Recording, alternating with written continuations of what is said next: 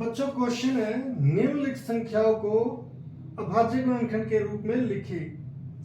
हम इस संख्या को अभाज्य गुणनखंड के रूप में लिखेंगे। बच्चों इसके लिए हम यहाँ पर 38, 25 ऐसे लिख लेते हैं और यह अभाज्य गुणनखंड के रूप में हम यहाँ पर ये लाइनें लगाएंगे। तो बच्चों इसको, ये एक बहुत बड़ी संख्या है, तो इसे भाग करने के लिए हमें सबसे पहले पता होना चाहिए कि हमारे पास कौन कौन सी अभाज्य संख्याएं हैं। तो बच्चों ये 20 तक की हमें अभाज्य संख्याएं याद होनी चाहिए। 2, 3, 5, 7, 11, 13, 17, 19, ये 8 संख्याएं होती है 20 तक। अब बच्चों हमें देखना है कि ये संख्या इनमें से किससे भाग होगी। बच्चों 2 के लिए हम देखते हैं कि इकाई का अंक 0, 2, 4, 6, 8 होना चाहिए। ये इकाई का अंक ना तो 0 है, ना 2, 4, 6, 8 में से कोई नहीं है। तो इसका मतलब बच्चों ये पूरी की पूरी संख्या, इस पूरे के पूरे क्वेश्चन में आप 2 से भाग नहीं कर पाओगे, ये 2 से भाग नहीं होगी। तो इसका मतलब यहां पर हमारा ये खत्म हुआ। 5 के लिए बच्चों ये 2 के लिए है, फिर 5 के लिए इकाई का अंक क्या होना चाहिए, 0 या 5। तो अब बच्चों यहां पर इकाई का अंक क्या है, 5, तो यानी कि ये संख्या 5 से भाग हो जाएगी। तो बच्चों यहां पर 5 का हम देखते हैं कि 5 से कैसे भाग होगी। ये पहले है 3, तो 3 5 से छोटा है तो ये भाग नहीं होगा। तो ये क्या करेगा, 8 का हाथ पकड़ लेगा और बनेगा 38। तो अब बच्चों 5 का पहाड़ा पढ़िए। 5 1 5 5 दूनी 10, 5 3 15, 5 चौके 20, 5 5 25, 5 6 30 और 5 7 35, यहां तक पढ़ा जाएगा। तो 38 में से 35 गए, कितने रह गए, 3। तो ये अब बच्चों की क्या दिख रहा है, ये 32। तो 5 का पहाड़ा 5 6 30 तक। अब 32 में से 30 गए बच्चों, रह गया 2। तो अब फिर 5, ये बन गया 25। तो 5 का पहाड़ा जब तक 25 ना आ जाए तो 5 पंजे 25 होता है बच्चों, 5 पंजे 25। तो 25 में से 25 गए 0। तो देखिए ये पूरी संख्या 5 से भाग हो गई, पूर्ण रूप से भाग हो गई।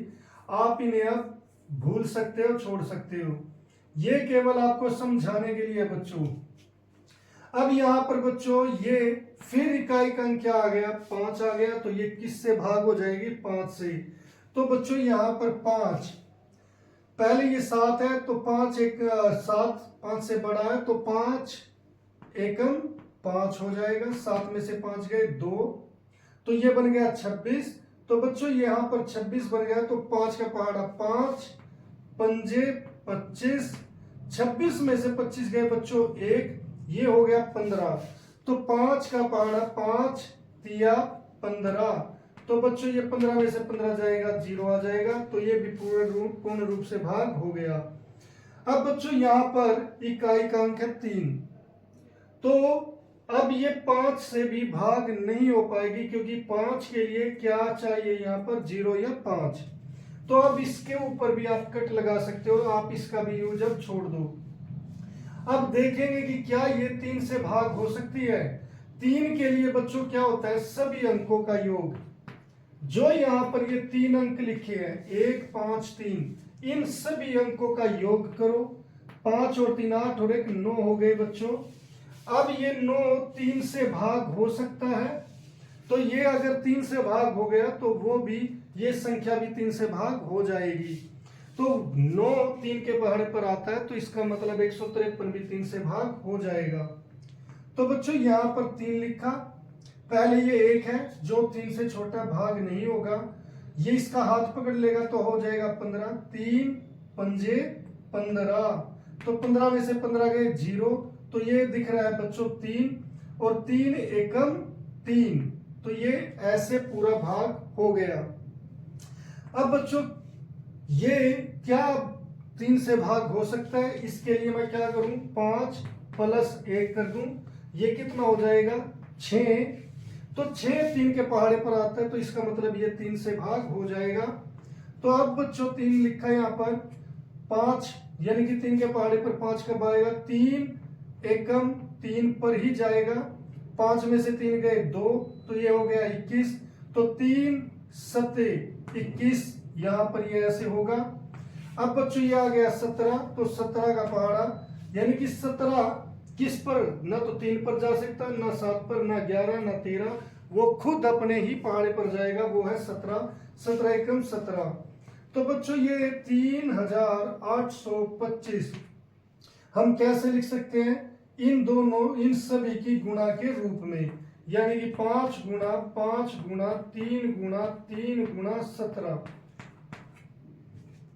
अब बच्चों यहां पर 5 2 बार है, 3 भी 2 बार है, तो ये हम 2 पावर में कर देंगे। मगर पहले बच्चों यहां पर 3 पहले लिखे, 3 की पावर कितनी हो जाएगी 2, 5 की पावर कितनी हो जाएगी 2, और ये हो जाएगा 17। पहले एक छोटी रकम, फिर बड़ी, फिर उससे बड़ी। इस तरीके से हम इसके अभाज्य गुणनखंड कर सकते हैं।